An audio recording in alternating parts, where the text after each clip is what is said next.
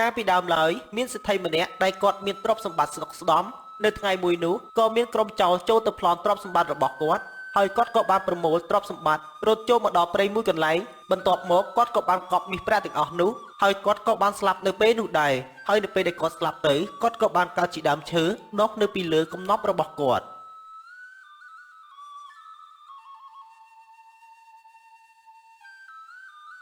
រយៈពេល4-5ឆ្នាំបានកន្លងផុតទៅក៏មានបរិសុទ្ធ2នាក់ប្រកបមុខរបរជាអ្នកកាប់ឈើប្រណិតហើយពួកគេក៏បានបបួលគ្នាទៅកាប់ឈើ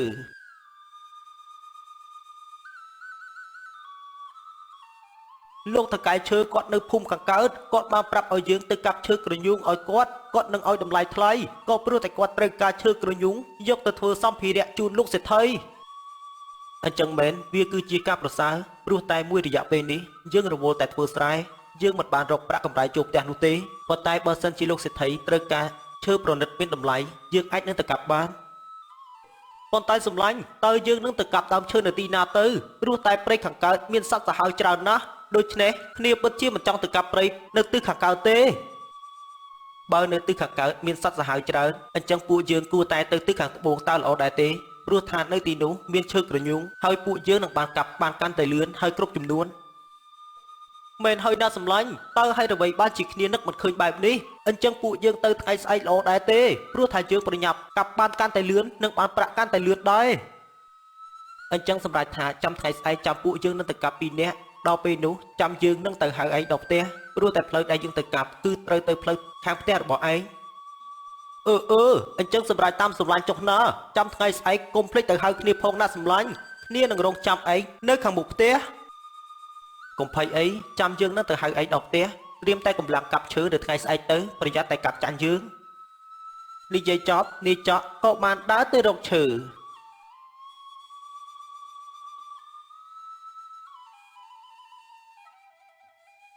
នាយចော့ក៏បានដើរទៅផ្ទះវិញ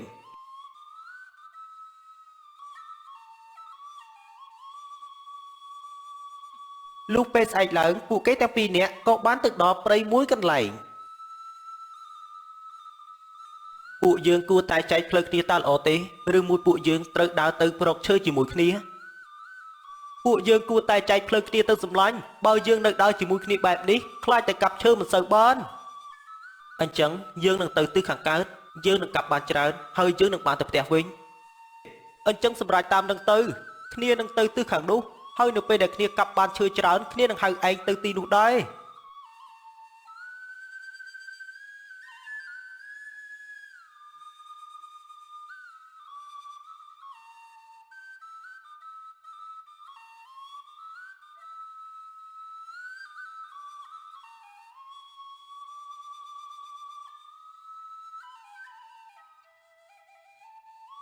នេះពិតជាដើមឈើល្អមែនខ្ញុំត្រូវតែកាប់ដើមឈើនេះយកទៅលក់ដើម្បីបានប្រាក់ផ្គត់ផ្គង់គ្រួសារ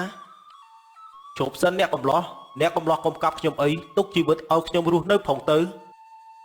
នេះដើមឈើចេះនិយាយផងតើបែបទេខ្ញុំត្រូវការកាប់អ្នកក៏ព្រោះតែអ្នកគឺជាឈើប្រណិតនៅពេលដែលខ្ញុំកាប់អ្នករួចខ្ញុំនឹងបានប្រាក់ពីថកែប៉ុន្តែខ្ញុំមិនចង់ឲ្យអ្នកកំឡោះកាប់ខ្ញុំទេសូមអ្នកកុំកាប់ខ្ញុំអីខ្ញុំនឹងឲ្យមាសទៅអ្នកបើសិនជាអ្នកមិនព្រមកាប់អ្នកនិយាយគឺជាការពិតមែនទេតើអ្នកបានមាសមកពីណាអ្នកត្រឹមតែជីកដើមឈើមួយតែប៉ុណ្ណោះដូច្នេះអ្នកឲ្យមាសខ្ញុំបានយ៉ាងម៉េច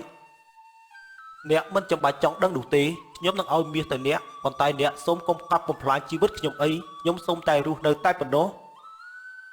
បើសិនជាអ្នកព្រមឲ្យមាសមកខ្ញុំពិតមែនខ្ញុំសន្យាថានឹងមិនកាប់បំផ្លាញដើមរបស់អ្នកទេហើយអ្នកនឹងរស់នៅអស់មួយជីវិតខ្ញុំនឹងឲ្យមាសប្រាក់ទៅអ្នកបើសិនជាអ្នកសន្យារួចហើយសូមអ្នកយកមាសប្រាក់ទាំងអស់នេះទៅហើយកុំមកព្រៃនេះទៀតខ្ញុំពិតជាអរគុណអ្នកខ្លាំងណាស់ខ្ញុំសន្យាថានឹងមិនមកព្រៃនេះទៀតទេហើយខ្ញុំនឹងមិនកាប់ដើមឈើទៀតដូច្នេះចូលអ្នករស់នៅដោយមានក្តីសុខចុះខ្ញុំពិតជាអរគុណអ្នកខ្លាំងណាស់ខ្ញុំសូមឲ្យមាសទាំងអស់នេះទៅអ្នកធ្វើជាអ្នកមានចុះខ្ញុំសង្ឃឹមថាអ្នកនឹងគោរពតាមពាក្យសន្យាដែលអ្នកបាននិយាយបន្ទាប់ពីបានទទួលមាសប្រាក់ពីដើមឈើមាសរួចមកនាយសៅក៏បានយកមាសទាំងអស់នោះទៅផ្ទះ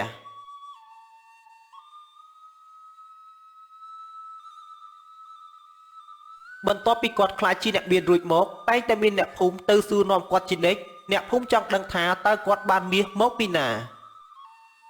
គិតទៅសៅពិតជាមានសំណាងមែនតែគេបានមាសប្រាក់យ៉ាងច្រើនពីដើមឈើនៅពេលនេះយើងក៏បានដឹងការពិតអស់ហើយតើហេតុអ្វីបានជាសៅមានមាសប្រាក់ច្រើនបែបនេះហើយគេបានមកពីណានៅថ្ងៃនោះខ្ញុំជាអ្នកទៅកាប់ឈើជាមួយទេប៉ុន្តែពួកយើងក៏បានផ្ទៃផ្លូវគ្នាទើបបានជាខ្ញុំអត់បានទទួលមាសអំពីដើមឈើហើយចុះបើសិនជាឯងទៅជាមួយគេហេតុអ្វីបានជាឯងមិនសុំចំណែកមាសខ្លះទៅឬមួយឯងសាកសួរអំពីសៅតើដើមឈើមួយនោះដុះនៅទីណាទៅពេលដែលពួកយើងបានដឹងអំពីដើមឈើទីតាំងរួចហើយពួកយើងនឹងទៅកាប់ដើមឈើនោះយកមាសប៉ុន្តែសៅគេមិនដែលនិយាយប្រាប់ដើមឈើដុះនៅទីណាទេណាមួយនៅក្នុងព្រៃជ្រៅមានដើមឈើច្រើនហើយពួកយើងក៏មិនដឹងថាដើមឈើមួយនោះមានរូបរាងយ៉ាងម៉េចបើសិនជាដើមឈើមានច្រើនគួរតែដើររកទៅពួកយើងទៅរកដើមឈើនោះឃើញជាមិនខានទេណាលោកតាខ្ញុំចង់ខ្លាចជាអ្នកមានខ្ញុំចង់ខ្លាចជាសេដ្ឋីខ្ញុំនឹងទៅរកដើមឈើនោះតែម្នាក់ឯងក៏បានប៉ុន្តែនៅក្នុងព្រៃមានសត្វខ្លាសត្វជជកតើឯងនឹងហ៊ានចូលទៅម្នាក់ឯងដែរទេសម្លាញ់ប្រយ័ត្នតែចេញមកវិញនៅសស្បែកហើយនឹងឆ្អឹងទៅ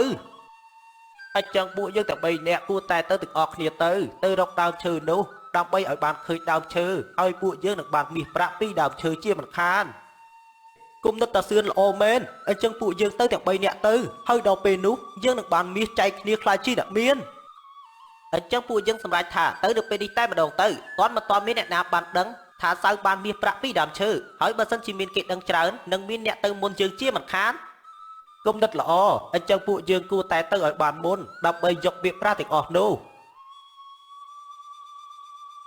បន្ទាប់ពីនិយាយរួចអ្នកទាំង3ក៏បានធ្វើដំណើរទៅ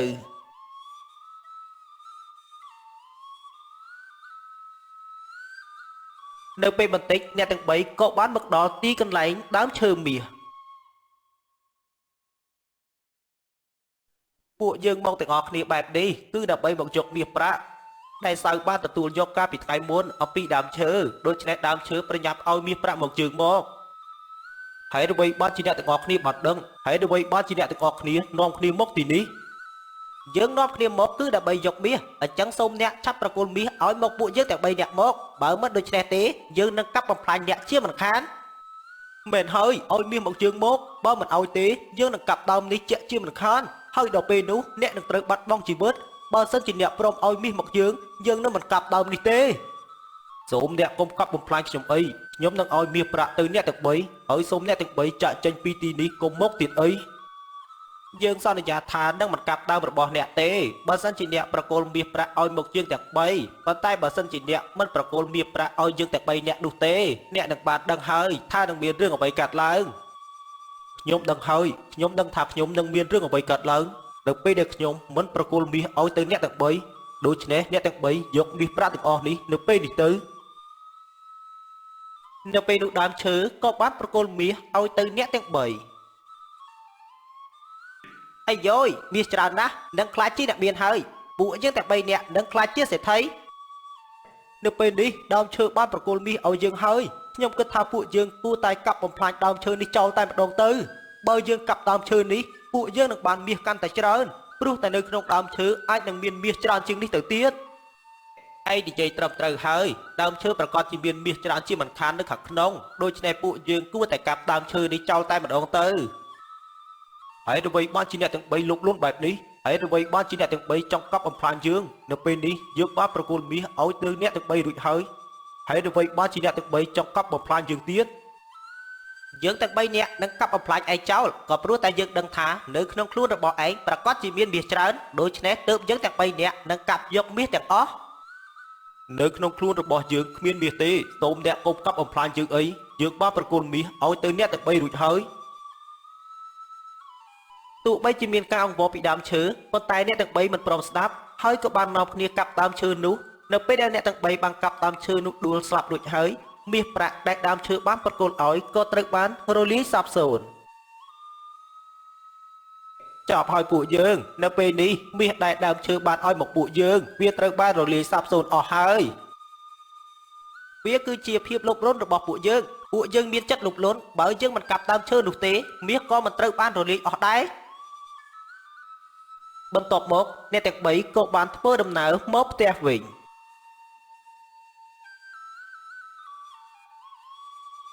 នៅពេលដែលអ្នកទាំង3បានធ្វើដំណើរមកដល់ផ្ទះវិញប្រាប់តែផ្ទះរបស់អ្នកទាំង3ក៏ត្រូវបានភ្លើងឆេះ ផ្ទះក៏ត្រូវបានភ្លើងឆេះអស់ចំណែកមាសប្រាក់ក៏ត្រូវបានរលាយសាបសូន្យដោយសារតែភាពលុកលុត